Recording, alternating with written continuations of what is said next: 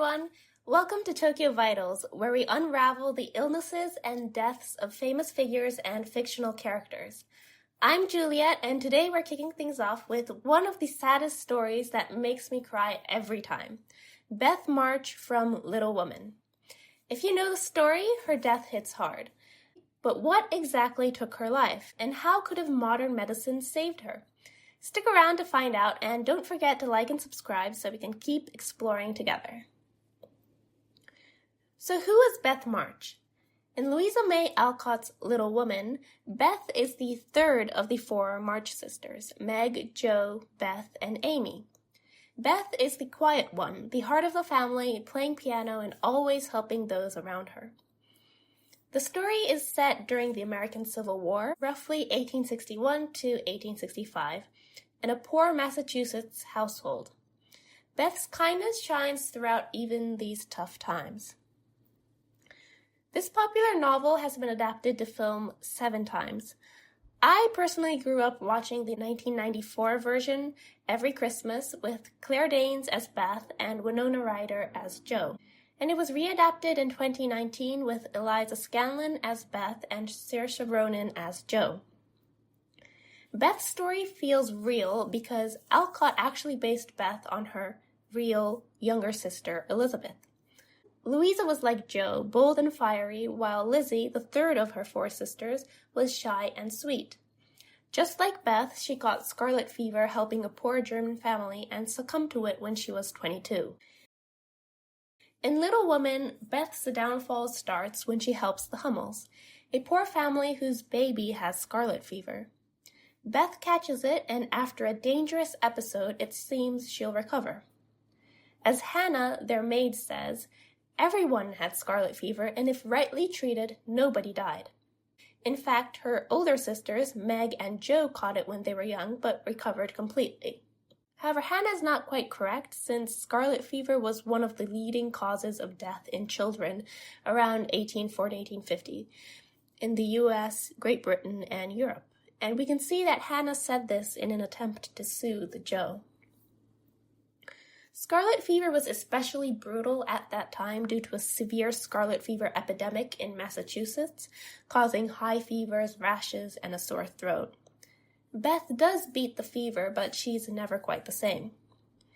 She gets weaker over time, pale, tired, and eventually unable to play the piano.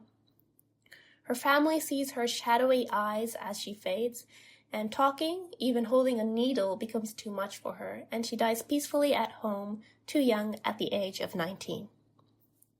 So now let's get into the medical breakdown of Beth's illness. It all starts with bacteria, Streptococcus pyogenes, also called Group A strep. This bacteria actually causes a variety of diseases such as strep throat, scarlet fever, a skin infection called impetigo, and flesh-eating disease. Scarlet fever is essentially a more serious version of strep throat, causing skin rashes in addition to fevers and sore throats. Scarlet fever can spark a number of complications if left untreated, including rheumatic fever, which damages the heart, post-streptococcal glomerulonephritis, which damages the kidneys, and post-streptococcal reactive arthritis, which damages the joints. I suspect that Beth got rheumatic fever, scarring her heart and leading to her tragic end. So now let's unpack this. Scarlet fever comes from Streptococcus pyogenes. You get a high fever over 39 degrees Celsius or 102 degrees Fahrenheit, a super sore throat that swallowing is extremely painful, a sandpaper-like red rash, and a strawberry tongue. It's called a strawberry tongue because the bumps on your tongue swell, looking a lot like the seeds on a strawberry. Today, scarlet fever is quite rare, about 3 to 8 cases per 100,000 people in the United States, mostly kids.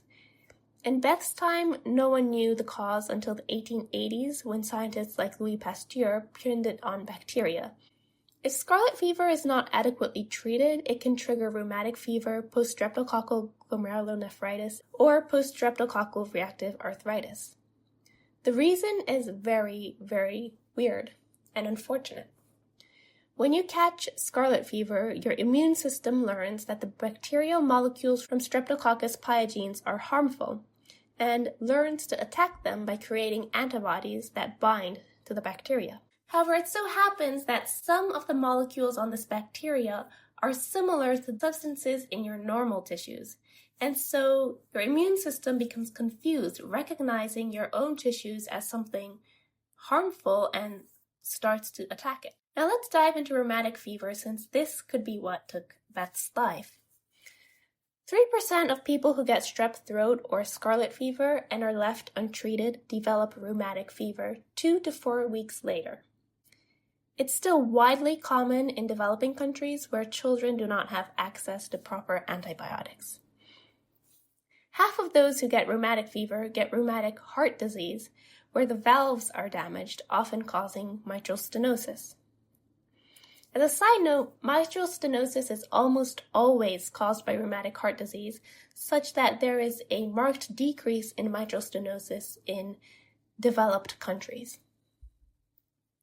For Beth, it likely caused this mitral stenosis, a nasty condition where the mitral valve between your heart's left atrium and ventricle becomes narrow.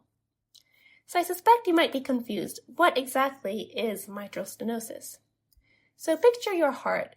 It's a pump with 4 chambers. The role of the left side of your heart is to get oxygenated blood from your lungs and send it to your entire body. The mitral valve is one of the gates letting blood flow from the atrium to the ventricle and eventually to your entire body. However, rheumatic fever scars this valve. Think of it like rust on a hinge. It narrows, stiffens, and the valve can't open wide. So the blood can't go out, meaning it backs up, your lungs get wet with blood staying inside your lungs, and your body starves for oxygen since your body can't send it out. So Beth would have felt exhausted, short of breath, and she might have even coughed up a pinkish spit as blood can't leave her lungs. Her heart was working overtime, trying to push blood out of the narrow valve. And in the 1860s, this was a slow death sentence, since there were no tests, no treatment. All you could do was pray. Now, the good news. If Beth got scarlet fever today in the United States, she'd likely be fine. Strep throat and scarlet fever can be cured with penicillin, a famous antibiotic, and penicillin was discovered in 1928, about 70 years after Beth's story. Now, even if rheumatic fever snuck in, we'd catch it with a cardiac ultrasound. Doctors would use anti-inflammatory drugs to calm her immune system and antibiotics to prevent any more damage. If mitral stenosis was already there, surgery could help her.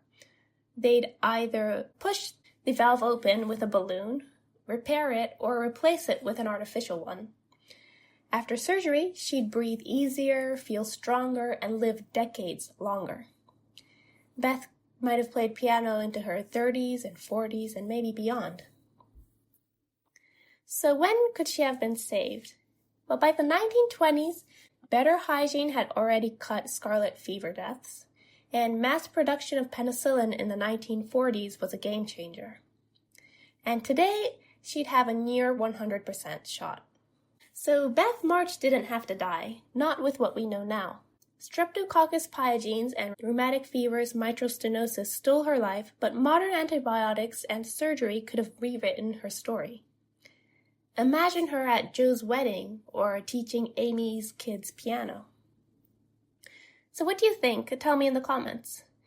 Also, tell me who else you want me to cover. Suggest your ideas below.